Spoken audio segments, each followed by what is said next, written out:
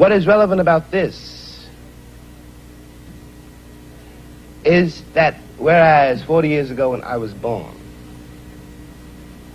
the question of having to deal with what is unspoken by the subjugated, what is never said to the master, of ever having to deal with this reality was a very remote possibility. It was in no one's mind.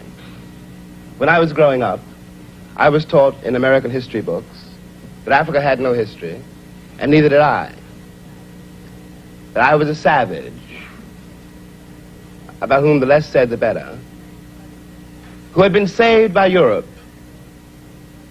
and brought to America. And of course, I believed it. I didn't have much choice.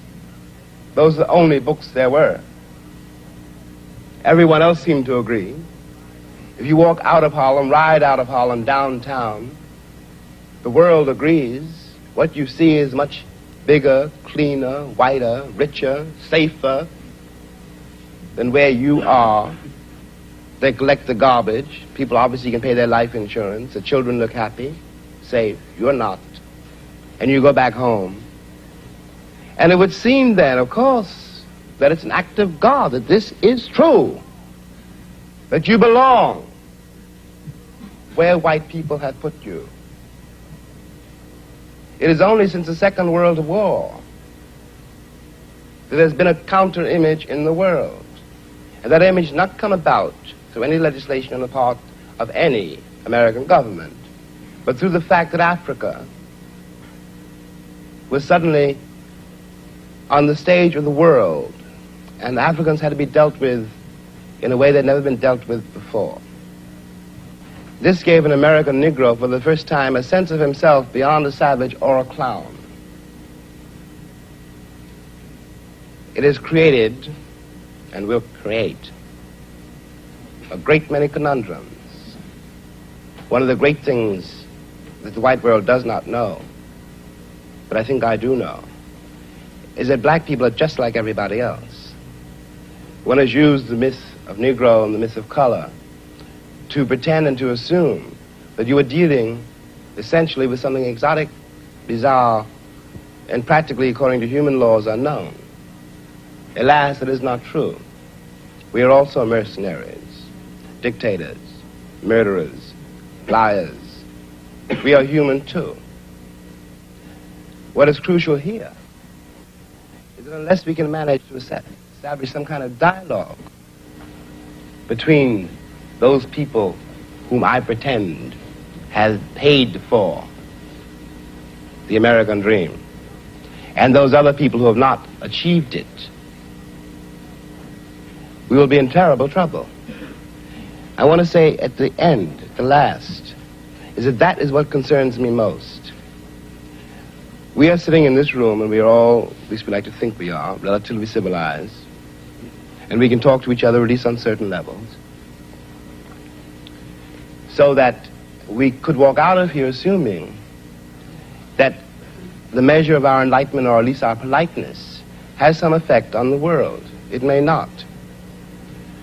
I remember, for example, when the ex-Attorney General, Mr. Robert Kennedy, said that it was conceivable that in 40 years in America we might have a Negro president.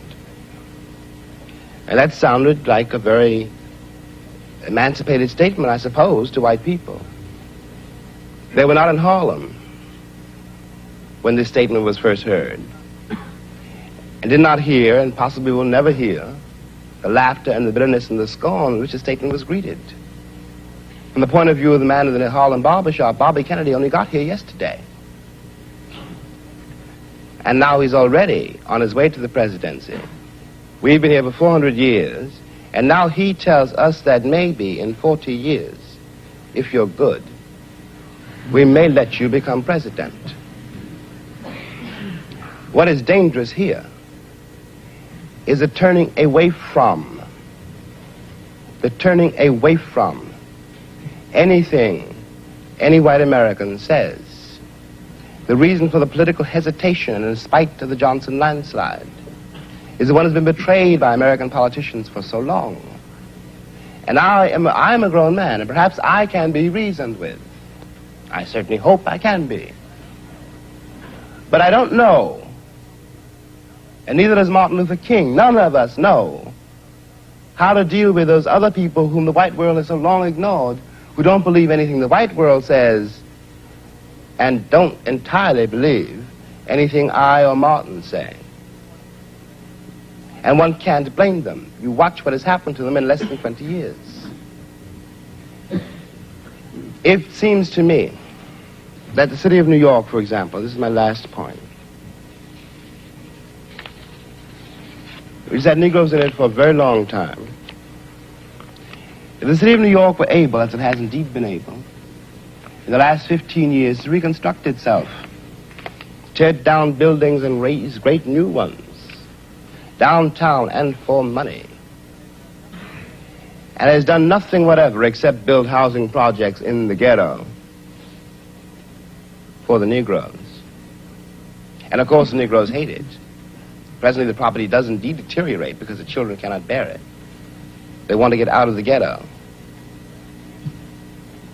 If the American pretensions were based on more solid,